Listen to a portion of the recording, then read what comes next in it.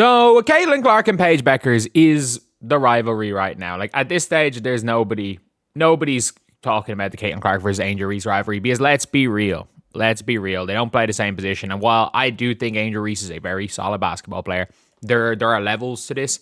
And in terms of potential right now, like again, I do think Angel Reese has been better in the WNBA than Paige Bueckers has. But that being said, where things are going, it looks like these two are going to be the best two guards. These two are probably the best two guards in the league right now. And in 2 years' time, the likelihood of them being the two best guys in the league is very high.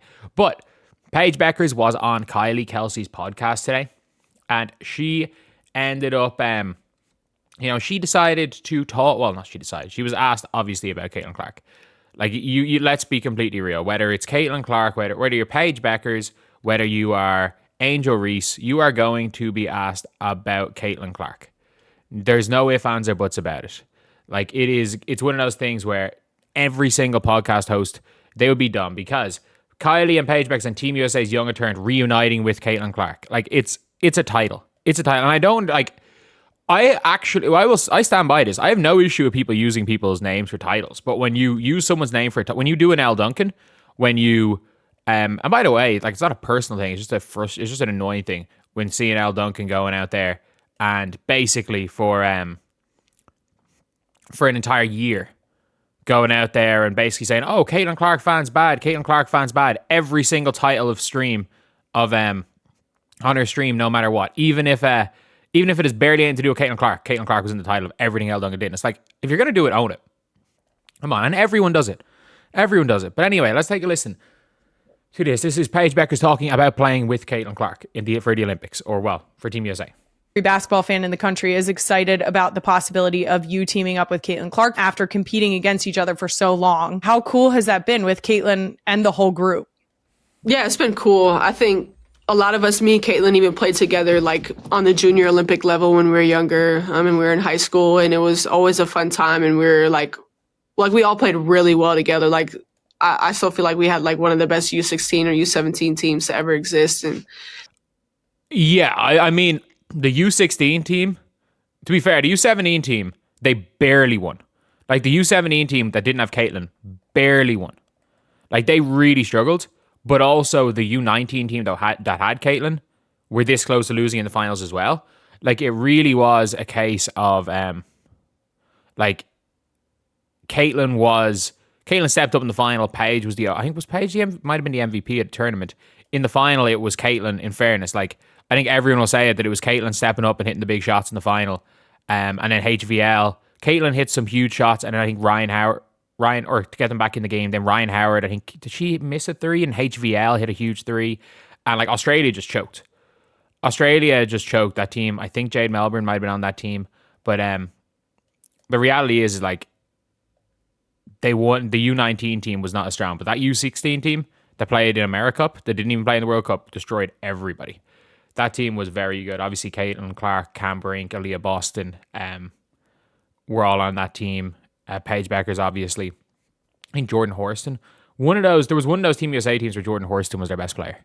But yeah, it's funny looking back on it, seeing like Celeste Taylor making the USA team over Caitlin Clark at those ages. Because at the end of the day, the best players at those ages are never the best players as time goes on. Speaking from a man who at like U15 level was one of the top 2 or 3 players in the country, and by U17 didn't make the final 30 for a national team and never made another national team. There are pro basketball players who at that age I was better. Guys who ended up playing really high level pro who at that age I was playing over for representative teams. And right now, I effectively retired from basketball at 22.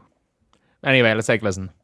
To see it all like come into fruition of us all living out our dreams and what we talked about and what we've worked for, and to like get to the pros, and God willing, we all want to represent USA at the Olympic level. Like we feel like that's the highest level that we can represent ourselves in our country. So, yeah, it's crazy because like everybody's pinned me and Caitlin against each other for the longest time, and we're cool, like we're friends. But again, it's respect. Like I stand by this when it comes to Caitlin Clark and Paige Bueckers. You can tell by their interactions. There's a difference between being friendly and being friends. Like they were obviously apparently very close when they were younger. If you look, everyone has their different friend groups. Even in Team USA, Paige Bueckers is inseparable from Angel Reese. There's never going to be a time where Caitlin Clark and Angel Reese are friends unless they're on the same team.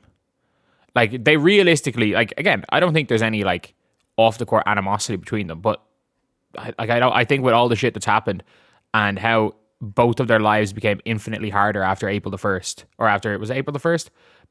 Basically after the this situation, how both their lives became equally harder, infinitely harder. I don't think there's going to be a situation where those two are going to be the best of friends either. And then with Paige and Caitlin, like, obviously they were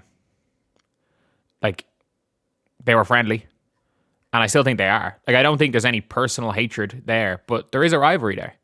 And when they're playing, I can guarantee when they're playing with each other, they're going to be fantastic teammates because both their games complement each other. Respect to the competition, so we understand that. We understand how media works and how they want to pin two people against each other and they're supposed to hate each other and blah, blah, blah. So we all understand. Yeah, I never understood that one, trying to make them hate each other as people.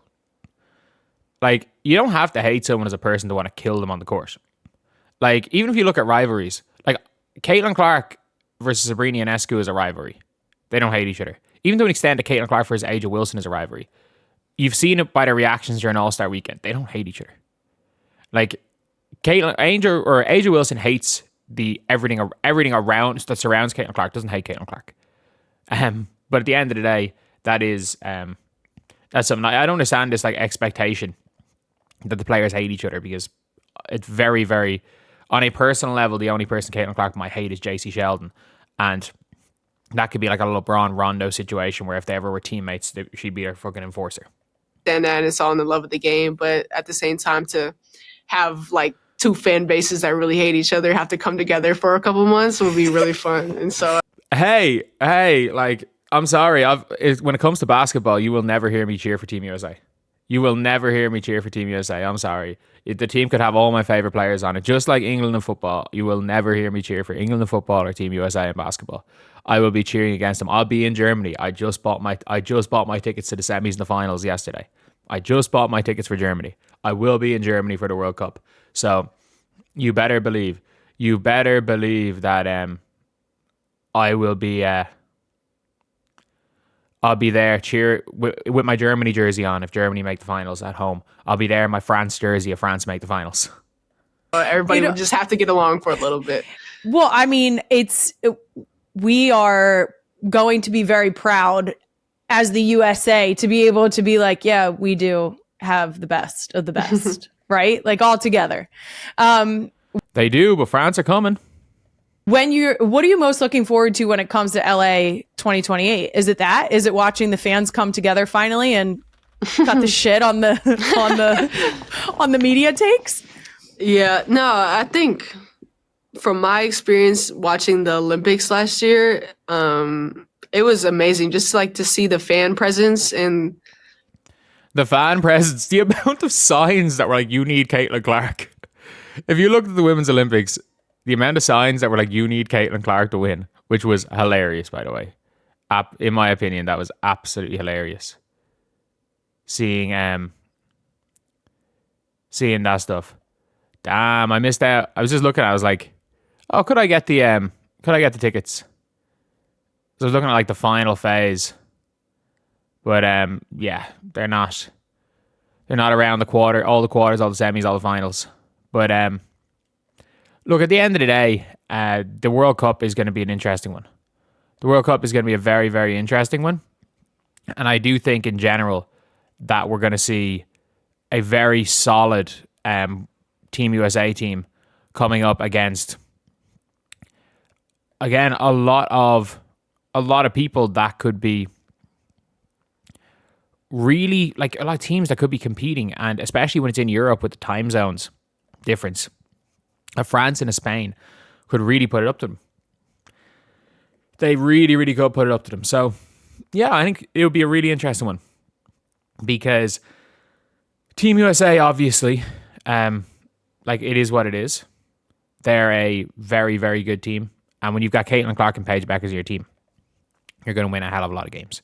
So anyway, yeah, let me know what you guys think in the comment section below. And as always, thank you guys for watching. Please like, comment, and subscribe.